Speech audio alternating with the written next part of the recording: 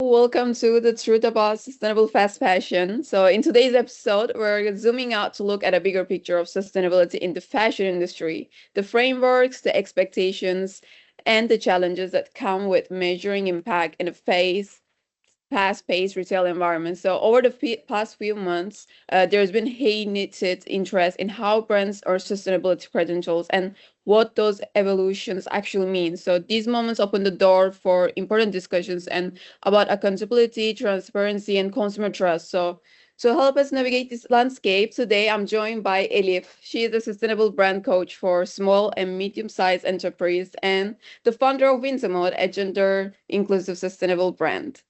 So Yeah, thank you, Elif, for joining me today. thank you for inviting me, actually. All right, so before we dive into the debate itself, I want to make sure listeners have a solid foundation. There's a lot of curiosity about what B Corp certification actually includes. So, for listeners who may not be familiar, can you explain what B Corp certification evaluates and why some people see it as credible benchmark for sustainability? Yeah, B Corp generally evaluates a company's impact across 5 areas: governance, workers, community, environment, and customers. It's designed to look beyond profits and ask whether the business is operating responsibly. People find it credible because it requires documentation, verification, and transparency. But it's not just a self-declared label. Companies actually have to prove their policies and practices to earn this certification. Mhm. Well, Princess Polly, a very popular fast fashion brand, recently got their B Corp certification in August 2025, and score was around 86.8. And once it was published, the reaction online was kind of intense. I don't think they expected this reaction. A lot of people had strong opinions, and the conversation escalated quickly. So, from your perspective, why did this particular certification spark such a strong reaction? Actually, because the conversation goes far beyond the score. Fast fashion, per se, is built on speed, volume, and trend turnover. Okay, that model is usually the opposite of sustainability. So when a company with a high volume business model receives a sustainability certification, it creates a disconnect. Mhm. People aren't questioning the B Corp system itself. They are questioning whether the model is compatible with the values of the certification represents. I Mhm. can tell this, yeah. And part of that reaction seems tied to expectation, like especially around fast fashion brands, which often face deeper secrecy. So why do you think fast fashion brands are held to a different standard when it comes to sustainability claims? Yeah, because the fast fashion shapes the pace of consumption. It encourages constant buying, constant new things, and massive production cycles. So when the same brands that push overconsumption talk about sustainability, the audience and the clients, we can say, reacts more strongly. People struggle to believe in sustainability claims when the business model depends on volume and short product lifespans, you know? Mm-hmm. And I think it's also important to break down what the score itself represents. So they got 86.8. Sounds precise, but most people don't know what goes into that number. So can you explain what a score in that range usually reflects and what areas tend to be strengths or weaknesses?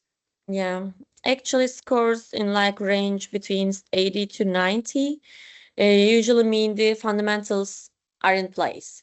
There are policies, improvements, and some measurable actions, but the business is not yet in the high impact category. Typically, brands score better in governance in community. The lower areas tend to be supply chain traceability and environmental impact, especially when large volumes are involved. Mm-hmm.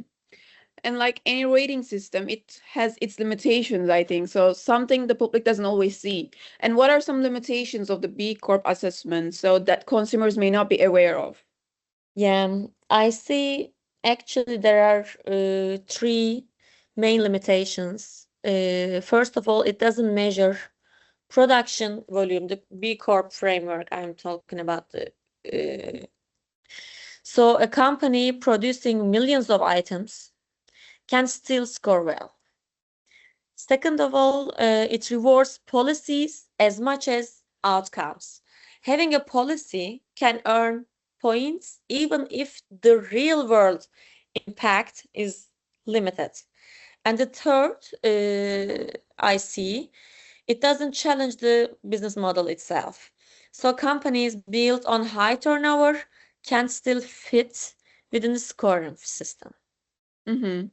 And a lot of the conversation have focused on what real change actually looks like. So people don't want vague promises, they want proofs. And in your view, what does meaningful sustainability look like for a fast fashion brand? And how can consumers tell the difference between genuine efforts and greenwashing? Because we know some brands, they're acting like they're just all sustainable and stuff, but then they are kind of faking it. There is no proof for it. So can you tell me a bit Yeah. about this?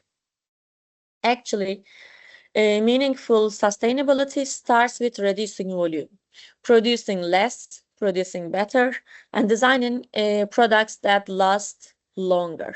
For example, at Vintamot, for example, we work with dead stock fabrics, limited quantities, and timeless designs that don't depend on trend cycles. That's how we make sure the product has a long life and a low footprint. To spot greenwashing, look at two things, okay? What the brand reduces and what it changes. And of course, consumer expectations, especially from Gen Z, are constantly evolving. And how does shifting consumer expectation influence the sustainability work that brands prioritize? People now expect transparency and consistency. They want to know what's behind the label, not just the marketing message. Because of that, brands are being pushed to rethink their operations. Smaller collections, higher quality materials, take back programs, as we see everywhere, and less trend driven drops. Consumers aren't just influencing communication, they are influencing real business decisions. Hmm.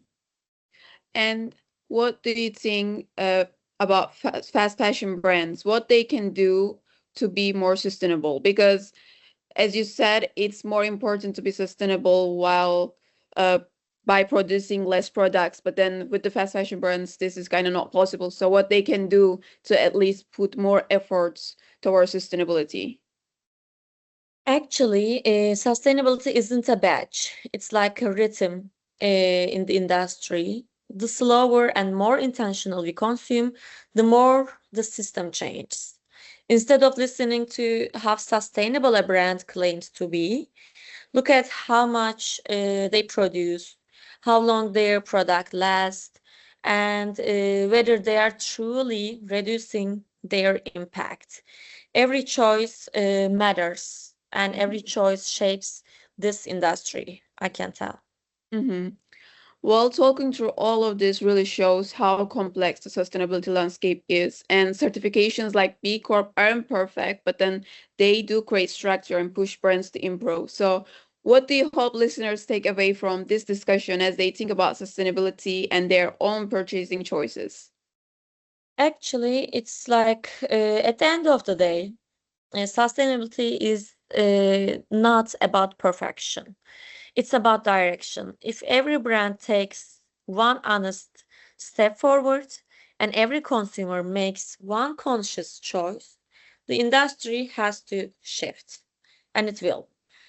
My Mhm. hope is that people listening today feel empowered to ask better questions and choose pieces that genuinely add value to their life. Mhm.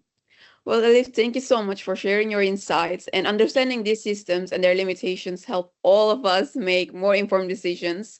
And to everyone listening, thank you for joining us for this conversation. If you are interested in deeper dives in sustainability, transparency, and how brands are adopting to new expectations, stay tuned for our next episodes.